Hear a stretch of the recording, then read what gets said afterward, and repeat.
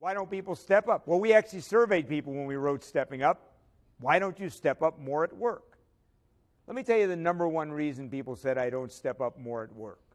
Number one reason, by about 15 percentage points, they said I wasn't given a seat at the table. They didn't really ask for my ideas. I really wasn't asked to be an owner, and so consequently I don't step up. Now let me illustrate what I mean by that. I want to tell you about a wonderful story of someone who got people very unlikely to step up. Her name is Joanne Beaton. She's a vice president at a telecommunications company called TELUS, the most profitable telecommunications company in the world, based in Canada in the last 15 years, bar none.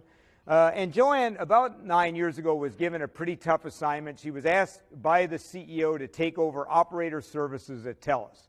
Now, it doesn't take anybody in the telecommunications business to know this is not exactly a plum assignment. These are the people who say information. Can I help you, please? Would you like to place a call? This is a dinosaur part of the business being replaced by technology.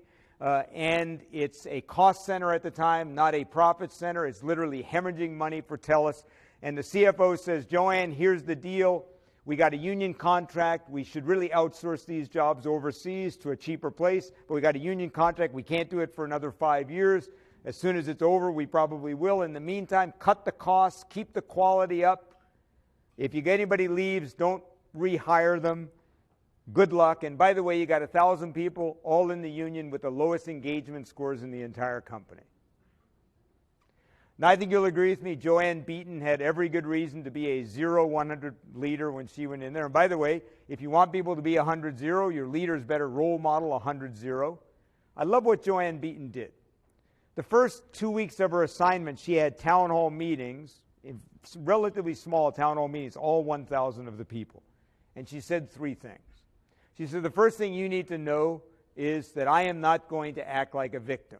I know operators are becoming a thing of the past. I know technology is replacing our jobs. I know that we have a high-cost center compared with other people who could do this somewhere else. But I want you to know I will not act like a victim. If you ever hear me blame the CEO or the marketplace for the fact that we are not successful, you have permission to stop me. The second thing you need to know is I will not let you act like a victim. You need to know from day one, no one is going to save this business but us. The third thing you need to know is for the next 6 weeks, I am going to come and meet with every one of you, 1-on-1, 1-on-3, 1-on-5, 1-on-10, and I'm going to ask you 3 questions. If you were me, what would you do to turn this business around?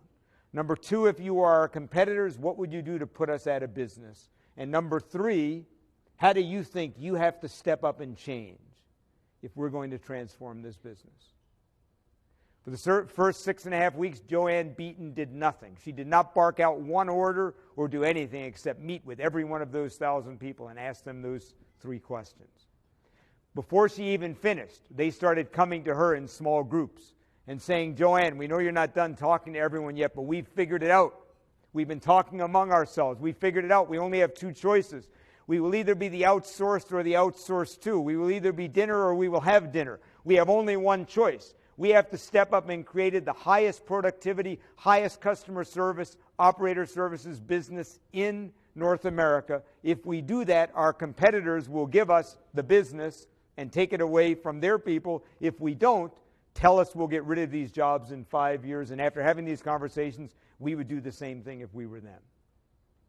Within 15 months, they had grown their headcount by 55%. 3 of their major competitors, including 2 telecommunications companies 5 times their size, had outsourced their entire operator services to them. 3 years later, they won the best award for best operator services in North America, won it 6 years in a row. Within 2.5 years, they had the highest engagement scores in the entire company. But you might ask yourself, how did that leader get 1,000 people, all in an entitlement mentality, to step up? And I want to say the number one thing she did was she gave them a seat at the table. I asked Joanne, by the way, why do you think most leaders don't do what you did? I love what she said. She said, first of all, I think most leaders are afraid that if we give people a chance to be involved in decisions, they will make the wrong decision.